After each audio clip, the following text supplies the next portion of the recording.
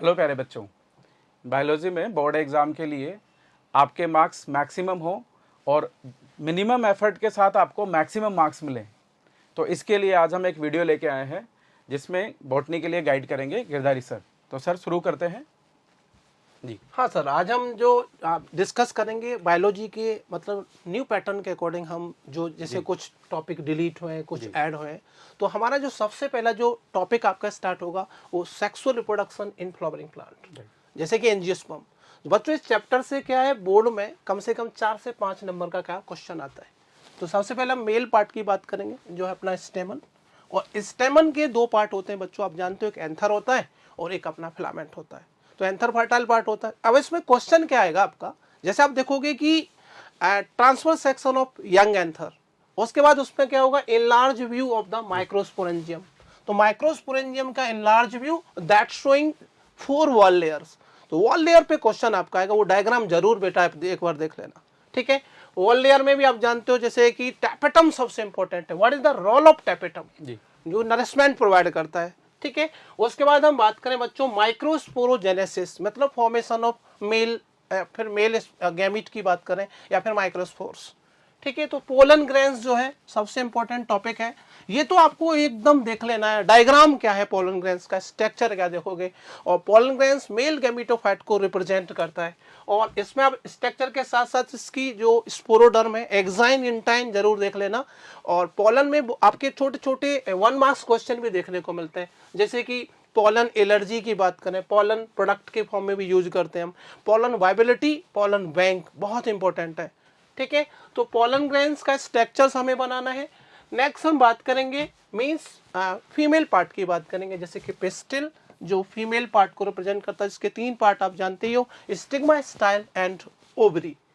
अब इसके बाद देखें मेगास्पोरेंजियम। मेगा मतलब हम बात कर रहे हैं फीमेल के बारे में, ओव्यूल हम इसे बोलते हैं। तो एनाट्रोपस ओव्यूल का डायग्राम आप बच्चों अच्छे से रट के जाना, 3 मार्क्स क्वेश्चन आपको मिलेगा, उसके पार्ट भी एक्सप्लेन करने को आ सकता है। सर मुझे क्या लगता है कि जितने भी डायग्राम है वो तो बच्चे को अच्छे से बना के प्रैक्टिस करनी चाहिए। बिल्कुल बिल्कुल, बिकॉज एग्जाम में अगर वो पहले से प्रैक्टिस किया होगा तो इजीली बना पाएगा। इवन क्या, जैसे 70 मार्क्स का आपका क्वेश्चन है 70 का, तो उसमें से 10 या फिर आप बोले तो मींस में तो मानो 10 से 20 मार्क्स का डायग्राम का क्वेश्चन आएगा। बिल्कुल। रिमेनिंग जो पोर्शन है बच्चों 50 का, वो आपका क्या है, थ्योरेटिकल होगा।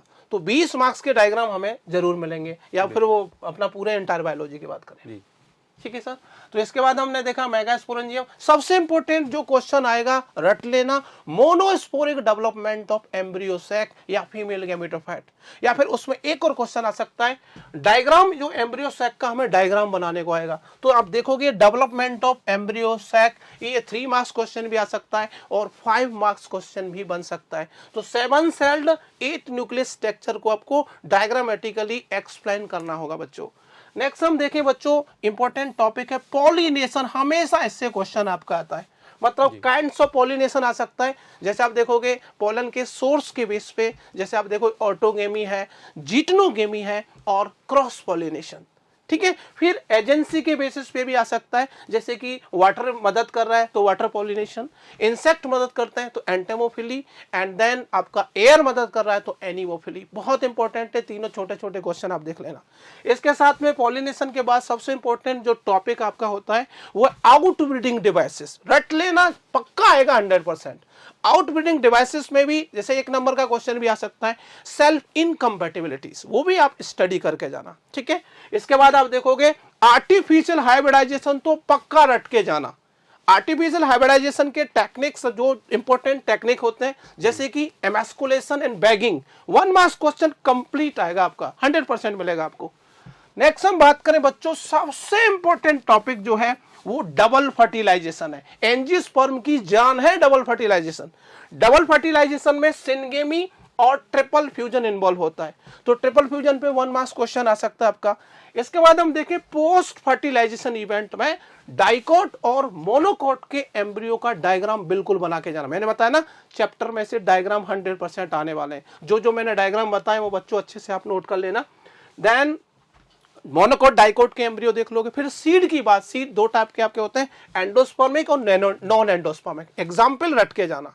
नेक्स्ट सबसे इंपॉर्टेंट जो टॉपिक है, एसेक्सुअल टेक्निक है सारी, जिसमें फर्टिलाइजेशन नहीं होता, मियोसिस नहीं होता, गैमीट की फॉर्मेशन नहीं होती, तो बच्चों जरूर आएंगे। एपोमिक्सिस, सीड फॉर्म करोगे बिना फर्टिलाइजेशन के, पॉली एम्ब्रियोनी एंड पार्थिनोकार्पी, मतलब formation of fruit without fertilization, और पार्थिनोजेनेसिस, ये आप इस चैप्टर में स्टडी करके जाना है। ठीक है बच्चों, जूलॉजी में है ह्यूमन रिप्रोडक्शन चैप्टर है और एक इम्पोर्टेंट चैप्टर है, और उसमें कौन कौन से टॉपिक है। तो फर्स्ट आप देखें टेस्टिस, और टेस्टिस का बेसिकली पूछा जाता है सर्टोली सेल्स के फंक्शन या फिर लिडिक सेल्स के फंक्शन। ऑल्दो फंक्शंस बहुत इजी हैं, पर 1 मार्क्स के क्वेश्चन में ये पूछे जा सकते हैं। फिर नेक्स्ट आता है structure of memory gland. Memory gland के स्ट्रक्चर में कंडक्शन पाथवे या मिल्क ट्रांसपोर्टेशन का पाथवे वो पूछा जा सकता है। नेक्स्ट आ जाएगा गैमेटोजेनेसिस। गैमेटोजेनेसिस मीन्स दोनों ही पूछे जाते हैं, स्पर्मेटोजेनेसिस भी और oogenesis भी। कई बार इनमें डिफरेंस पे भी क्वेश्चन आते हैं, difference between spermatogenesis and gametogenesis and oogenesis। Next है structure of sperms. Structure of sperm बहुत इजी सा स्ट्रक्चर है, बट कई बार पूछा जा चुका है। सिंपली आपको उसको बनाना है और प्रॉपर लेबलिंग करनी है, बिकॉज डायग्राम में लेबलिंग का अपना बहुत इंपॉर्टेंस होता है। अगर आप स्ट्रक्चर बनाते हैं, प्रॉपरली लेबलिंग नहीं करते, तो उसमें मार्क्स मिलने के चांसेस थोड़े कम हो जाते हैं। जैसे सर, ऐसे हम यहाँ पे बात करें, gametogenesis most important topic in case of human reproduction and then flowering plant. हाँ, प्लांट के केस में भी सिमिलर वहाँ पे माइक्रोस्पोरोजेनेसिस और वहाँ पे मेगास्पोरोजेनेसिस, यहाँ पे स्पर्मेटोजेनेसिस एंड oogenesis बहुत इंपॉर्टेंट है। दोनों प्रोसेस तो एक जैसे ही है, डिफरेंशिएट करने के लिए आ सकता है दोनों में, मेल में भी और फीमेल दोनों में। जी यस सर। नेक्स्ट टॉपिक है बच्चों मेंस्ट्रुअल साइकिल। मेंस्ट्रुअल साइकिल का डायग्राम दिया हुआ है एनसीईआरटी वाली बुक में, और एक डायग्राम में सारा सब कुछ एक्सप्लेन किया हुआ है। तो जब भी कभी मेंस्ट्रुअल साइकिल वाले पे क्वेश्चन आता है, यहाँ 5 मार्क्स के भी क्वेश्चन आते हैं, उसमें आप डायग्राम बना करके प्रॉपर्ली चीज़ों को एक्सप्लेन कर सकते हैं।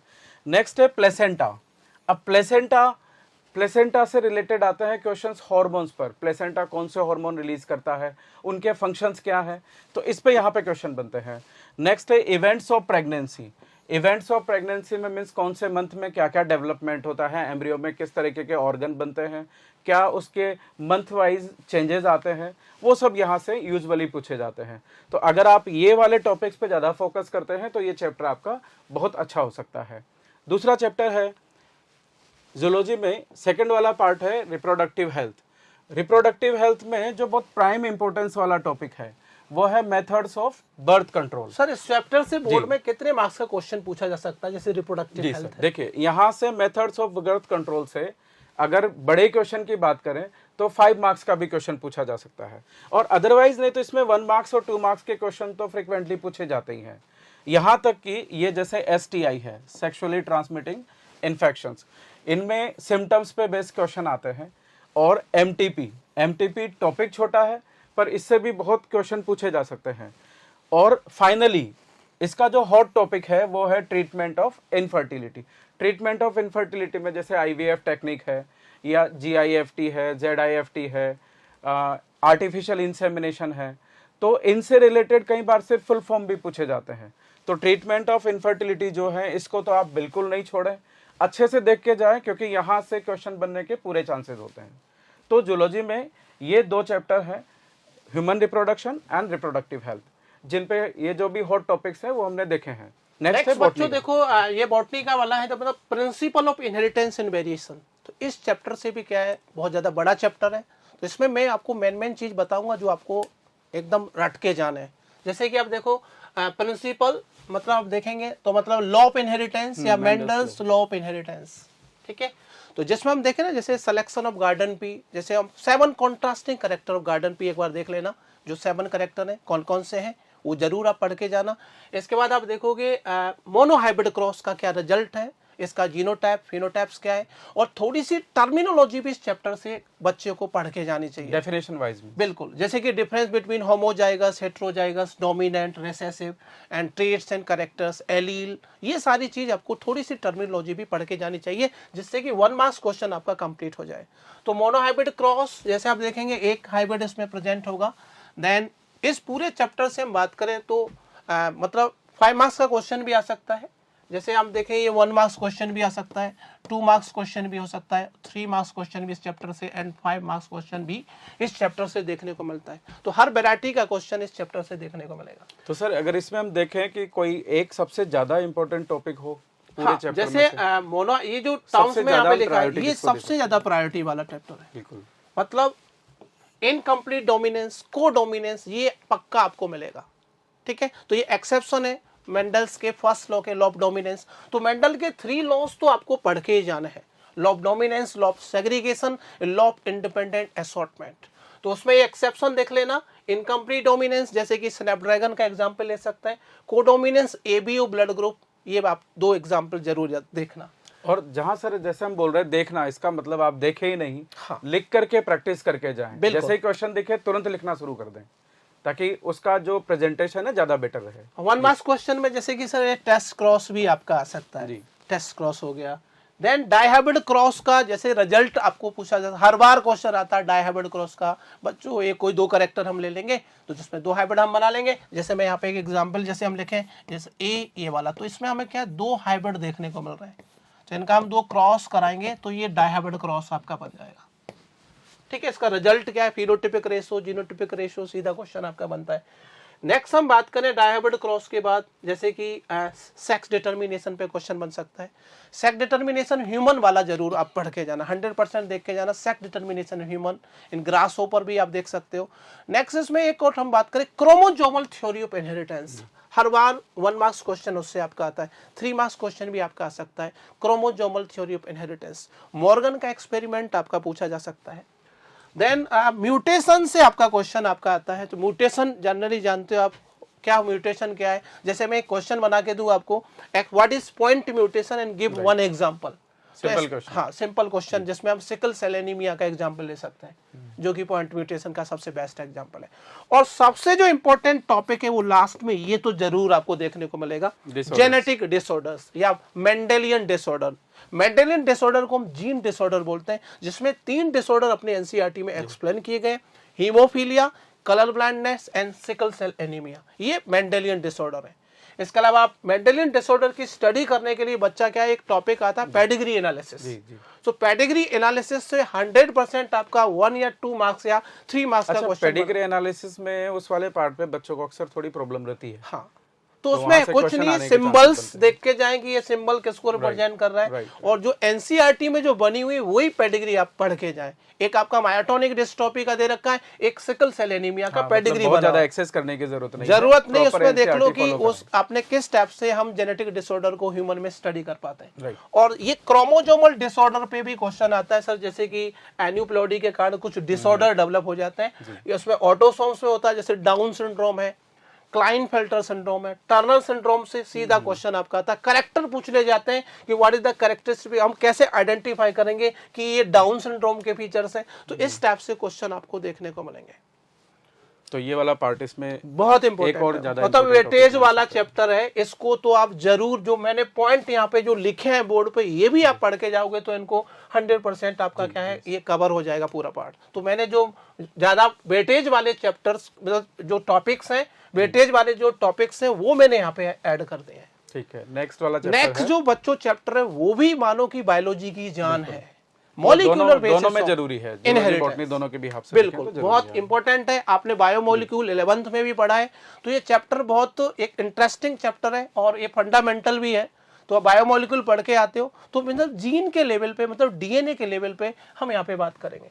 तो सबसे पहले आपका यही टॉपिक है डीएनए। न्यूक्लिक एसिड है, न्यूक्लिक एसिड की डिस्कवरी थोड़ा आप देख सकते हो।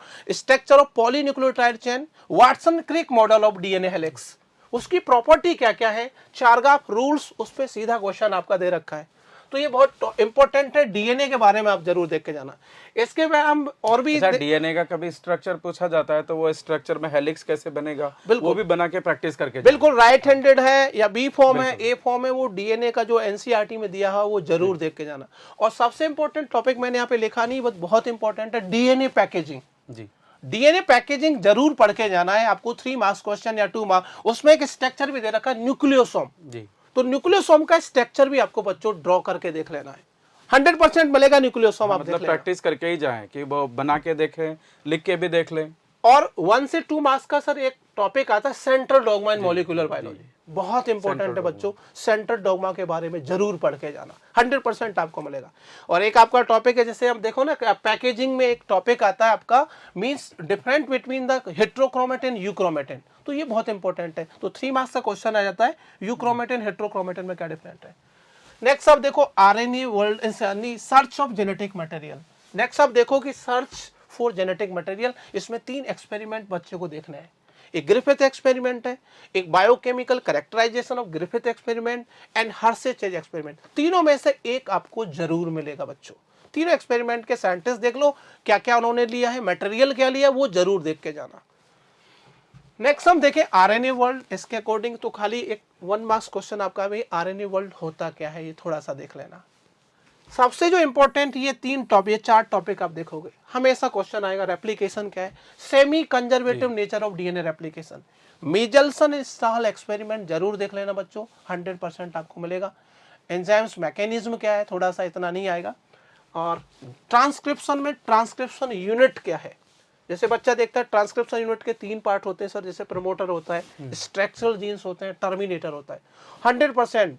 और डिफरेंशिएट करने के लिए भी आ सकता है क्वेश्चन, जैसे कि different between coding and non coding strand, तो ये बहुत इंपॉर्टेंट है। ट्रांसक्रिप्शन क्या है, इसके अलावा ट्रांसक्रिप्शन में हम बात करें जैसे मोनोसिस्टोनिक, पॉलीसिस्टोनिक, ये सिस्टोन क्या है, 1 मार्क्स क्वेश्चन में आ सकता है।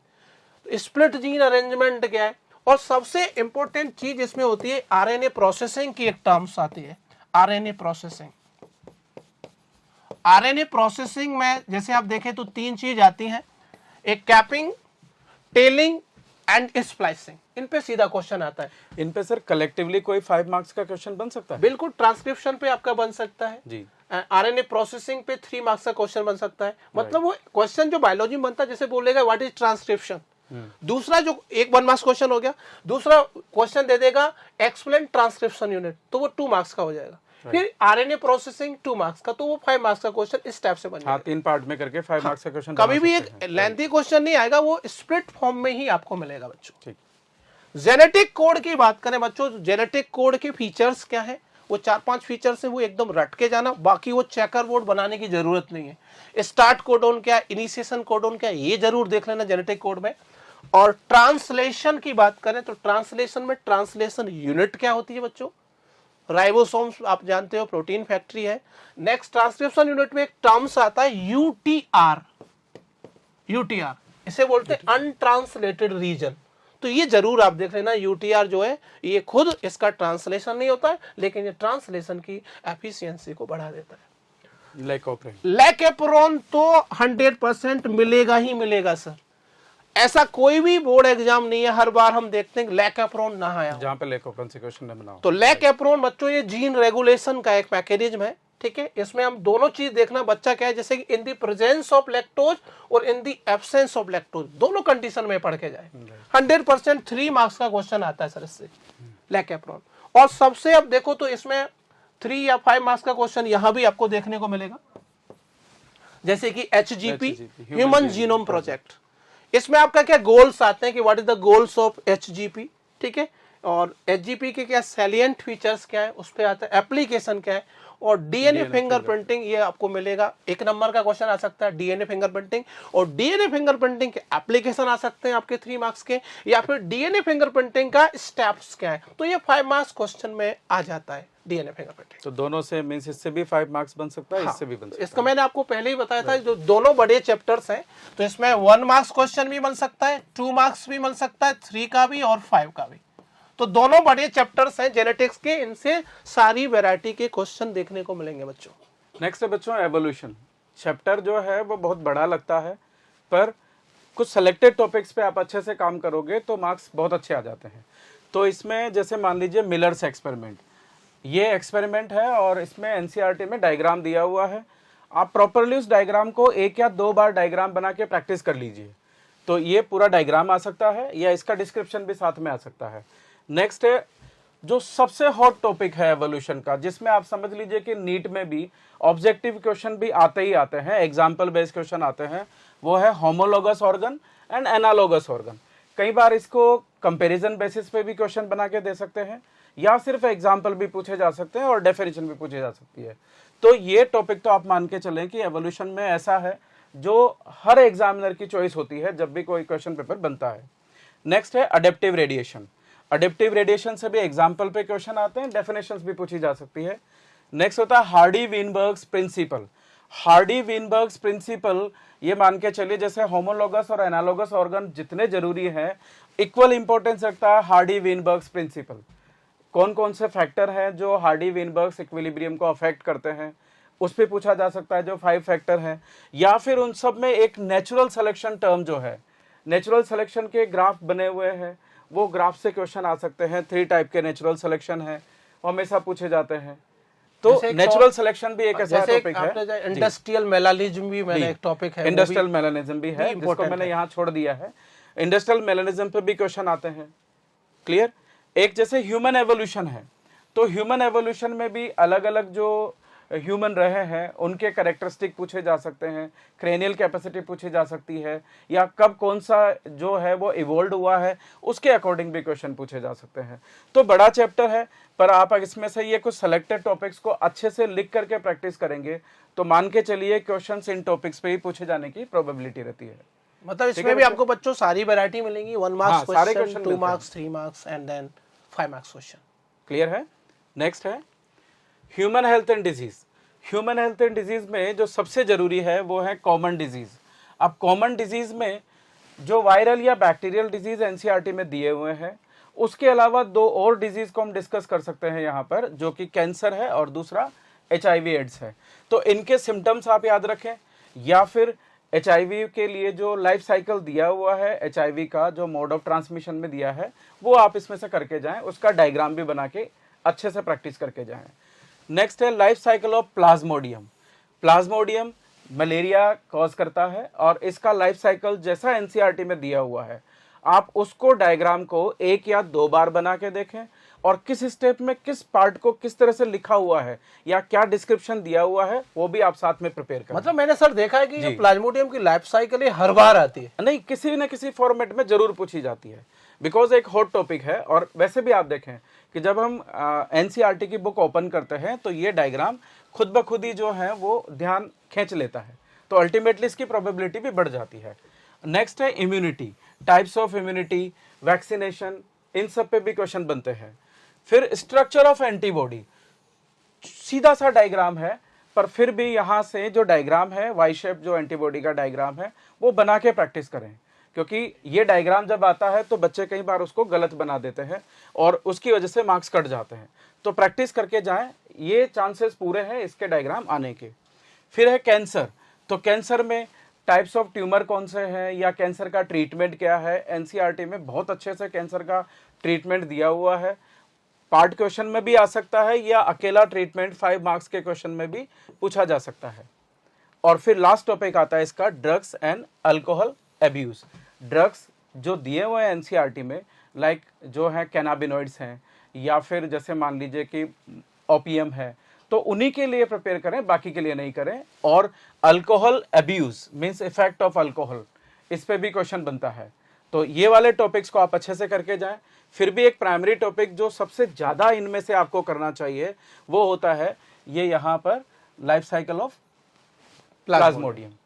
तो कंपैरेटिवली जब भी आप करें एक कैटेगरी बना लें कि किसको बहुत ज़्यादा करना है। इनमें से भी आप जिनको लिख करके प्रैक्टिस करें या डायग्राम ड्रॉ करके प्रैक्टिस करें, वो मेरे अकॉर्डिंग ये वाला टॉपिक है, लाइफ साइकिल ऑफ प्लाज्मोडियम। ठीक है बच्चों। नेक्स्ट है बच्चों माइक्रोब्स इन ह्यूमन वेलफेयर। ये छोटा सा चैप्टर है लेकिन इससे भी क्वेश्चन आपके देखने को मिलते हैं, बहुत इंपॉर्टेंट है। तो सबसे पहले जो टॉपिक आपने देखा microbes in house hold product, house जो कि हम डेली यूज में जो हम प्रोडक्ट यूज करते हैं, हम माइक्रोब्स पे डिपेंडेंट है। जैसे कर्ड हो गया अपना, ठीक है, कर्ड हो गया, चीज हो गया आपका, बहुत सारे जैसे इडली, डोसा, सांभर, तो इनमें माइक्रोब्स का इंपॉर्टेंट रोल होता है। तो इसमें आपका क्या है कि जैसे कि LAB लैब को देख लेना, मतलब कर्ड में। और जनरली आपका जो चीज़ है सबसे ओल्डेस्ट फूड आइटम है। नेक्स्ट हम बात करें बच्चों माइक्रोब्स इन इंडस्ट्रियल प्रोडक्ट, इससे भी अपना एक क्वेश्चन आता है। इंडस्ट्रियल प्रोडक्ट जैसे कि हम कोई एंजाइम्स हो सकता है, अल्कोहलिक बेवरेजेस हो सकती है, इसमें ईस्ट, सैक्रोमाइसिस, सेरेबेसी, मतलब ब्रेवरी और बेकरी, दोनों एंटीबायोटिक्स हो सकती है। और सबसे जो हॉट टॉपिक इसका है वो है आपका bio active molecule. Bio active molecule ये जरूर आप देख लेना। Bio active molecule, bio active molecule में जैसे आपका स्टैटिन है, स्टैटिन है साइक्लोस्पोरिन ए, तो जरूर आप देखे रहना ये एंटीबायोटिक्स का क्या रोल है फर्स्ट। नेक्स्ट सबसे ज्यादा जो वेटेज वाला इस चैप्टर में जो है वो है microbes in sewage treatment. Sewage treatment आप जानते हो 2 स्टेप्स में आपका होता है, एक प्राइमरी सीवेज ट्रीटमेंट, एक सेकेंडरी।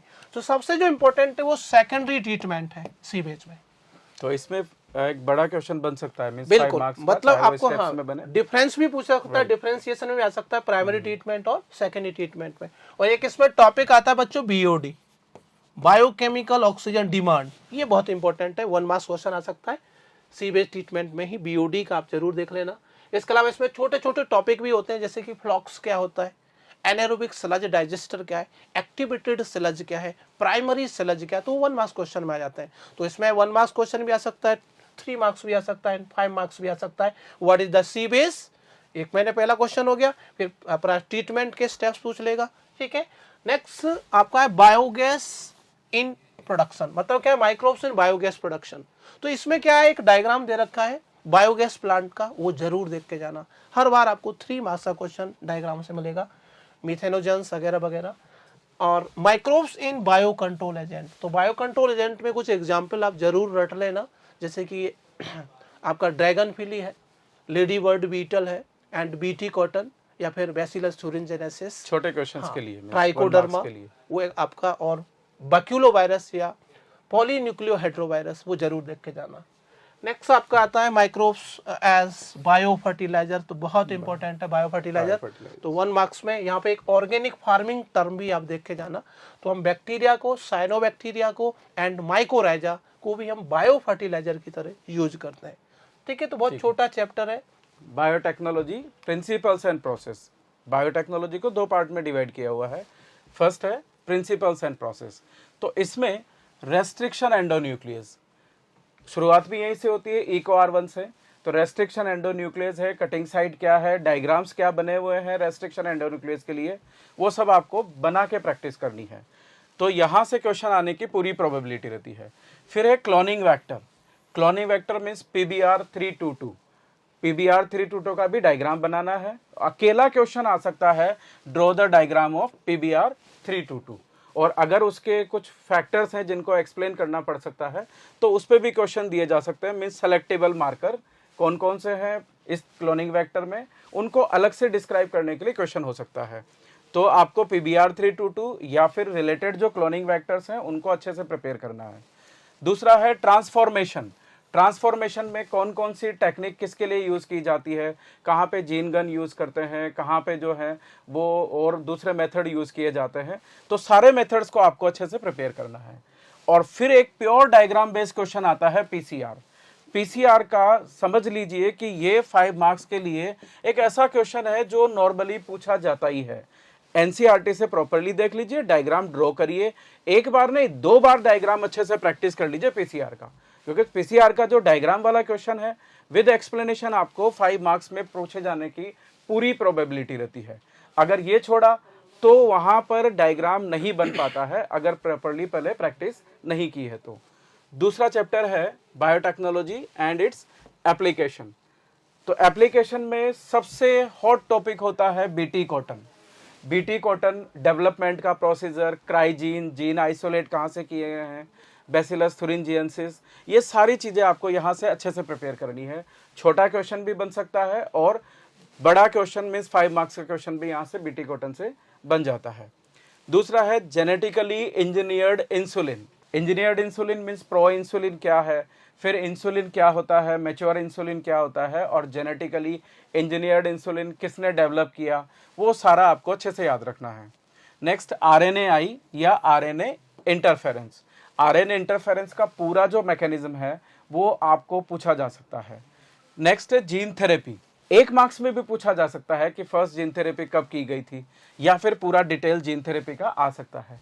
नेक्स्ट होता है, ये नया टॉपिक जुड़ा है जो पहले बॉटनी में हुआ करता था, मीन्स फूड प्रोडक्शन वाले चैप्टर में, एनहांसमेंट इन फूड प्रोडक्शन। अब ये वहाँ से कॉपी करके यहाँ लाया गया है एप्लीकेशन बायोटेक्नोलॉजी में, तो इसके भी पूरी प्रोबेबिलिटी है। टिश्यू कल्चर के रिगार्डिंग भी आपसे क्वेश्चन पूछा जा तो सकता इसमें है। ज़्यादा सोमेटिक हाइब्रिडाइजेशन जैसे टॉपिक है, तो इसमें आप जैसे कि प्रोटोप्लास्ट फ्यूजन, प्रोटोप्लास्ट हाँ, क्या है, प्रोटोप्लास्ट को कैसे जनरेट करेंगे, फिर सोमेटिक हाइब्रिड और कैसे फ्यूजन के बनेगा, लिए कौन से केमिकल केमिकल्स जो है, पैग है आपका आपका सोडियम, तो वो आप जरूर देख के हाँ, क्योंकि ये टॉपिक अब क्योंकि चैप्टर वो हटा दिया गया है, पर यहाँ पे उसको बचा के रखा है, तो मान के चले इसका अपना इंपॉर्टेंस है और ये बोर्ड के लिए पूछा ही जा सकता है। और फिर नेक्स्ट आते हैं ट्रांसजेनिक एनिमल्स। कौन कौन से ट्रांसजेनिक एनिमल्स हैं, क्या क्या उनसे हम प्रोडक्ट लेते हैं, या मेडिसिन के फील्ड में उनके क्या यूज़ हैं। तो जो एनसीईआरटी में दिए हुए हैं 5 use of transgenic animals in the field of medicine, वो आपको अच्छे से पूरे 5 ढंग से याद रखने हैं। और इसके अलावा भी अगर इसमें कुछ ऐड करें तो बायोएथिकल इश्यूज़ हैं, तो बायोपायरेसी और बायोएथिक्स के एज अ डेफिनेशन फॉर्म में एटलीस्ट आप याद रखें, 1 मार्क्स के क्वेश्चन में पूछे जा सकते हैं। नेक्स्ट बच्चों, इकोलॉजी का कुछ टॉपिक है जैसे ऑर्गेनिज्म पॉपुलेशन, लेकिन हम यहाँ पे क्या पॉपुलेशन पे ही हमें क्या फोकस करना है, क्योंकि ऑर्गेनिज्म वाला जो टॉपिक है वो आपका क्या है बच्चों, इरेज हो चुका है एनसीईआरटी से।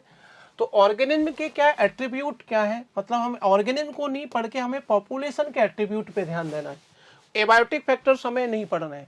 तो ऑर्गेनिज्म के क्या क्या एट्रीब्यूट होंगे और पॉपुलेशन के क्या एट्रीब्यूट्स होंगे उस पर हमें फोकस करना है। जैसे कि बर्थ रेट है, इस पे आपका न्यूमेरिकल भी आ जाता है, बर्थ रेट, डेथ रेट हो गया, तो ये क्या है, एक पॉपुलेशन के फीचर्स है, सेक्स रेशियो और एज पिरामिड इसमें सबसे इंपॉर्टेंट है। तो 3 टाइप्स के आप एज पिरामिड ह्यूमन पॉपुलेशन में आप देखते हैं बच्चों, ठीक है। तो उनका क्या क्या ग्राफ कैसा बनेगा वो जरूर देख के जाना है तीनों में। हाँ, एक्सपेंडेबल है, ग्राफ को प्रॉपर स्टेबल प्रैक्टिस कर है, लें। हाँ, और अर्न शेप। तो 3 टाइप के आपके जो है एज पिरामिड देखने को मिलता है। पॉपुलेशन ग्रोथ, पॉपुलेशन की ग्रोथ के बारे में, पॉपुलेशन डेंसिटी के बारे में आप जरूर देख के जाना। तो पॉपुलेशन की ग्रोथ को आपके 4 जो मेन प्रोसेस है वो आपके इफेक्ट करते हैं, जैसे कि आपका नेटिलिटी हो गया, मोर्टिलिटी, 1 मार्क्स क्वेश्चन इनमें आ जाता है, इमिग्रेशन एंड इमाइग्रेशन, तो ये जरूर देख के जाना। और सबसे जो क्या है इस पॉपुलेशन ग्रोथ में हम देखें ना, 2 टाइप के ग्रोथ कर्व भी होते हैं, ग्रोथ मॉडल, जैसे एक्सपोनेंशियल ग्रोथ मॉडल, जैसे हम देखें यहाँ पे 2 टाइप के आपको ग्राफ दिखेंगे, एक बच्चों एस शेप होगा और एक आपका जे शेप ग्रोथ कर्व। तो ये जरूर देख के जाना। आपका जे शेप जो है वो आपका एक्सपोनेंशियल का ग्रोथ कर्व है, उसका इक्वेशन देख लेना आप। और जो एस शेप जो सिग्मॉइड ग्रोथ कर्व है वो लॉजिस्टिक ग्रोथ कर्व का मॉडल है। और सबसे जो इम्पोर्टेंट जो टॉपिक है इस चैप्टर का, जिससे क्वेश्चन हमेशा मिलते हैं, वो है पॉपुलेशन इंटरेक्शन, जिसमें बेनिफिशियल के लिए प्लस यूज करते हैं और डिट्राइमेंटल नेगेटिव साइन यूज करते हैं, और लॉस भी नहीं हो रहा है तो हम 0 टर्म्स यूज करते हैं। तो इसमें कुछ पॉजिटिव इंटरेक्शन है, कुछ नेगेटिव इंटरेक्शन है, कुछ न्यूट्रल इंटरेक्शन है, तीनों आपको मैंने बताया। तो जैसे एग्जाम्पल हम बात करें पॉजिटिव इंटरेक्शन में म्यूचुअलिज्म, तो म्यूचुअलिज्म में एग्जाम्पल आपको पता होना चाहिए। कंपटीशन नेगेटिव इंटरेक्शन है, प्रेडेशन हो गया, पैरासिटिज्म हो गया, एमनसेलिज्म हो गया, कॉमन सेलिज्म हो गया। तो इस चैप्टर से भी हमें वो ये वेटेज वाले जो आपके टॉपिक हैं वो मैंने यहाँ पे बता दिए। मींस ये डेफिनेशन वाले questions short answer type question में आ सकते हैं। बिल्कुल। क्लियर। नेक्स्ट है नेक्स्ट बच्चों इकोसिस्टम। अब इकोसिस्टम में से भी कुछ पार्ट डिलीट हुआ, तो डिलीट वाला पोर्शन मैंने यहाँ पे यहाँ से हटा दिया है। तो इकोसिस्टम क्या है ये आप देखेंगे, डेफिनेशन पे क्वेश्चन आ जाता है, टर्म किसने दिया है, and types of ecosystem, terrestrial, aquatic, अब एंथ्रोपोजेनिक यहाँ पे आपको नहीं पढ़ के जाना है। इसके अलावा देखोगे इकोसिस्टम में क्या स्ट्रक्चर क्या है, स्ट्रक्चर में टर्म्स आती है बच्चों, specific composition and stratification, 1 marks question आपका आता है। नेक्स्ट फंक्शनल, आपका देखो फंक्शन में आपके ये 4 चीज आपको देखने को मिलेंगी। पहला है प्रोडक्टिविटी, प्रोडक्टिविटी में भी प्राइमरी प्रोडक्टिविटी और सेकेंडरी प्रोडक्टिविटी। प्राइमरी प्रोडक्टिविटी में आप देखोगे एक आपका होता है नेट प्राइमरी प्रोडक्टिविटी, एक आपका होता है ग्रॉस प्राइमरी प्रोडक्टिविटी। तो ये 2 टॉपिक जरूर देख के जाना प्राइमरी प्रोडक्टिविटी में, इन पे ये इक्वेशन भी आ जाता है। नेक्स्ट डिकम्पोजिशन आपका इंपॉर्टेंट टॉपिक है, डिकम्पोजिशन जरूर पढ़ के जाना। ये आपका 1 मार्क्स क्वेश्चन भी आ सकता है, 3 मार्क्स एंड 5 मार्क्स तक क्वेश्चन आपका आ सकता है स्प्लिट होके। जैसे बोल देगा कि what is decomposition, steps involve in decomposition and the factor affecting the decomposition. तो बच्चों इसमें 5 मार्क्स का क्वेश्चन अपना क्या है, डिकम्पोजिशन से आपका बन सकता है 5 मार्क्स क्वेश्चन। अब डिकम्पोजिशन के कुछ स्टेप्स होते हैं वो 1 मार्क्स क्वेश्चन, जैसे कि 3 हम स्टेप की बात करें पहले, जैसे आपका है fragmentation, leaching, catabolism, humification and mineralization, ये बहुत इंपॉर्टेंट है। एनर्जी फ्लो तो बिल्कुल पढ़ के जाना है आपको। एनर्जी फ्लो में हम देखेंगे इसमें जैसे एक टर्म्स आता है PAR, फोटोसिंथेटिकली एक्टिव रेडिएशन। तो इस पे क्वेश्चन आपका आता है कितना प्लांट जो है कितने पार का पार्ट को यूज करते हैं, टोटल लाइट का कितना पार्ट यूज करते हैं, तो वो जरूर देख के जाना PAR। तो इसमें थोड़ा प्रोड्यूसर्स क्या होते हैं, कंज्यूमर्स क्या होते हैं, टॉप कंज्यूमर क्या है, देन ट्रॉफिक लेवल क्या है। और दो टाइप के फूड चेन पे सीधा क्वेश्चन आता है। दो टाइप के फूड चेन्स होते हैं, एक डेट्राइटस फूड चेन होती है और एक आपका ग्रेजिंग फूड चेन होती है। ठीक, ये दोनों में डिफरेंशिएशन पे भी क्वेश्चन आता है, differentiate between grazing food chain and detritus food chain. Trophic level energy के आपका फूड वेब का डायग्राम बना होता है, तो फूड वेब का डायग्राम, फूड चेन का डायग्राम, ये आप जरूर देख के जाना।